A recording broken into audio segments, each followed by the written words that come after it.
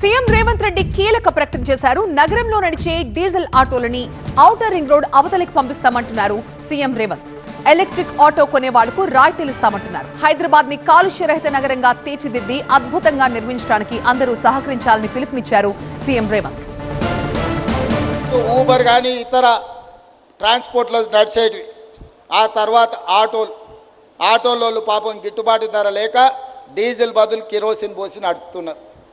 పట్టుకుంటే ఒక బాధ, పట్టుకోకపోతే ఇంకో బాధ, ఫైన్ వేస్తే బాధ, ఫైన్ వేయకపోతే ఇంకొక బాధ.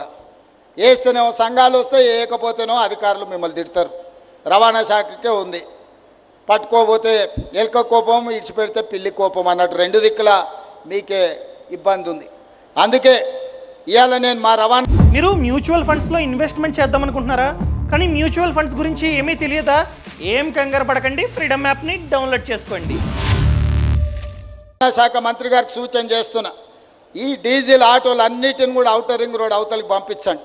వాళ్ళందరూ ఎలక్ట్రిక్ ఆటోలు కొనుక్కుంటే వాళ్ళకి ఏ రకంగా మనం ప్రత్యేక పథకాలు ఇవ్వగలమో వాటిని మీ అధికారులతో మాట్లాడి ఒక ప్రణాళిక తీసుకురండి. ప్రతి పేదవాడు ఎలక్ట్రిక్ ఆటో కొని హైదరాబాదు నగరంలో నడుపుకుంటే వాళ్ళని ఏ విధంగా ఆదుకోవాలనో ఒక ప్రత్యేకమైన పథకం తీసుకురండి.